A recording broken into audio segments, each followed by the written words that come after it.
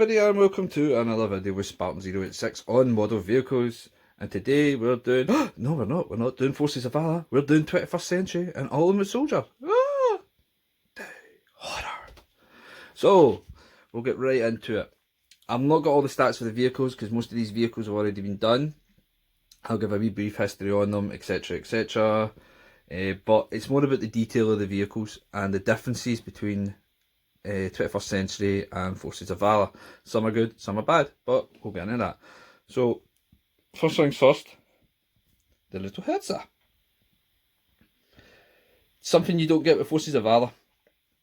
Overall, these versions are great, good detail, etc, etc. The only thing is, they're very light plastic, so can take a bit of damage. So you have to be careful with them. But overall, great wee vehicles. The wee Herzer served the German Armed Forces very well. Did its job and was the basis for the Panzers and all the other big boys that came after that. Obviously, being turretless, it was more cost effective. So the vehicle was based on the Czech Skoda. Obviously, when Czechoslovakia was overrun by the Germans, or annexed, if you want to say that. They took over the Skoda factory, found they were building these tanks, had a look at them and went, oh, these are actually no bad. So they took the chassis and started building their own on top of it. And the Herzer's one of them. You can see for the Herzer, it has a good paint scheme. It's a type of ambush camo. I've never seen this before, but pretty funky. You've got an exhaust, spare tracks, antenna, wheels, good weathering. I wouldn't say it's brilliant, but depending on where they're basing this vehicle geographically, and I would probably say Russia, maybe Spain, maybe Italy. I would push it saying that. I would probably say southern Russia. You're morely going to get dust because it looks like it's kind of for the summertime. Again, I could be wrong. This could be North Africa or something, but I don't think they had ambush camo in by then. So overall, good wee vehicle. Shows it with 21st Century. Like I say, very flimsy plastic. It isn't the greatest. So now we're going to the Marder. Wee Marder. Again, like the Herzer, it was based on the Czech Skoda tank that they were doing at the time. You can see with the wheels. Good paint job. Vehicle looks brilliant. It has good actual weathering. If we get in close, you can see it on the top. It is weathered pretty well. Crew compartment in here is brilliant. You can see spare rounds, breech, etc. A dirty floor. The Germans don't like that. The exhaust at the back, obviously it's got a wee bit of rust here, which is good. The rustic effect. Overall, good wee version. The detail's very good.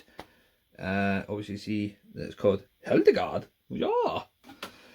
It is a very good model. It shows all the aspects that the vehicle was, but like I said before, there's big differences between Forces of Valor. Forces of Valor put a lot of metal work into it, and even the plastic on their tanks was, or on the vehicles as well, was toughened. This isn't. It's very light, which is probably the reason why they're quite cheap. But overall, they're still good models to see and look at if you've got them. Next we'll go to the German scout vehicle, the KVZ Trivito, little scout car, which did the Germans pretty well.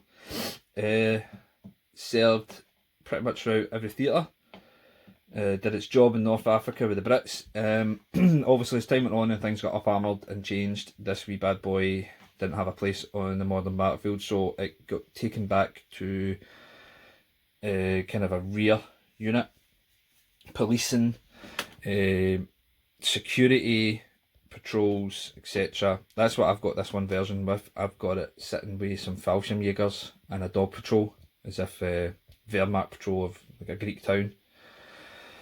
So it's a good one to have overall. It's a very basic paint scheme, but you can't take that away from them because they've got a lot of unit insignia on the front, numbered at the back, radio antenna, gun emplacement in the turret, Top cover can go open and close very well. I'll show you that, but I won't go into too much with it. So you can push that over. The turret does move, but you have to be very careful with it. The wheels though sadly don't turn left or right, they just stay straight. So that's the one wee fault with it, but it's not a biggie. These are very cheap to get, so it's no something that I would moan about. Overall, this is a good wee version to get if you can see it on the internet. Please get it. It is a great wee model, especially if you're doing dioramas. It can add that wee piece that you're like, oh, that's what I've been missing. So we'll move on to the big bad boys now. So we've got the Panther. Yep. Panzer Kampfwagen Mark 5. Paint scheme in this is very good. You can see, I've never seen this before, but I think it's supposed to be a version of Ambush. Don't know. Overall, it's good. At first I thought, I haven't looked at this in ages, I thought, God, this is really dusty, but it's not. It's actually a dust weathering that they've put on. You can see some of it is actually from that, but the other part of it is from a kind of weathered effect that they've put on the vehicle. Overall, it is a great one to get. I had two of these and I converted one to a Bird Panther. So I will do another video on those another time and you can see that. The other thing I was going to point out was Force of Valor only did one mould and that was it. Everything was just a different paint scheme. 21st Century did different moulds. Now you'll see they've done different exhausts on this. Now this is similar to the Panther that's at Bovington Tank Museum. If you're ever down there you'll see this.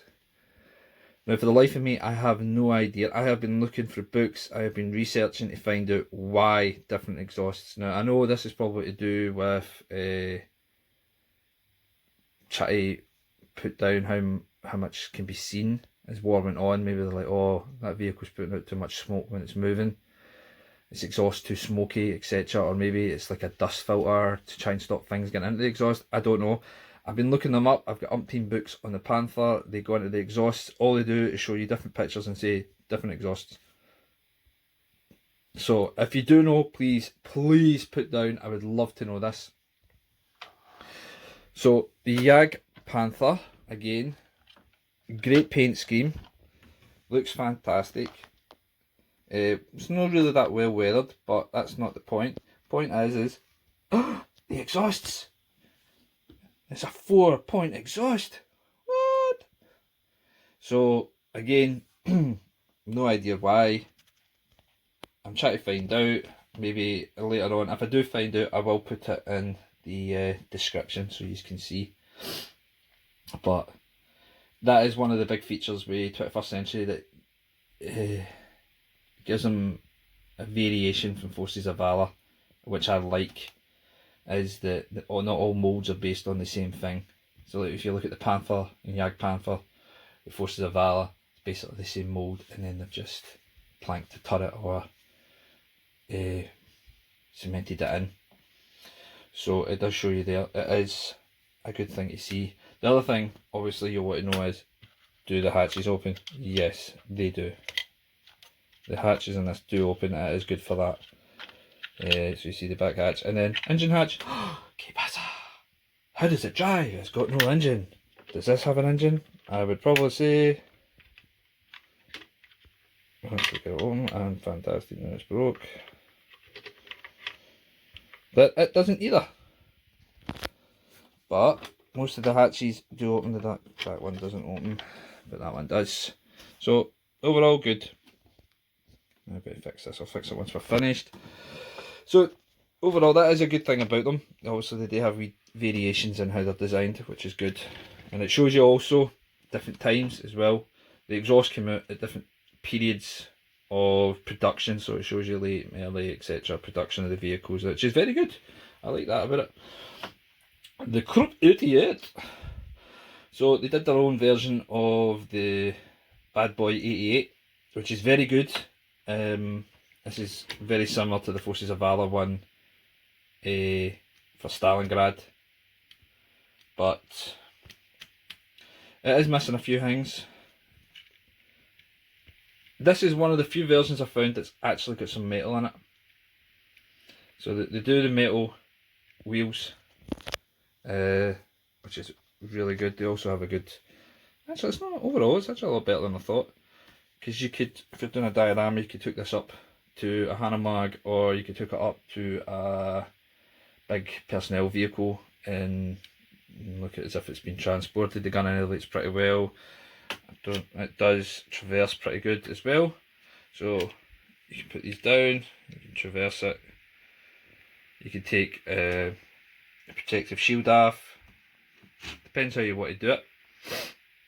I might do another video where I compare this actually with a Forces of Valor version and see how they are. If you want that, you can say. If not, I won't. So the last but not least is the King Tiger.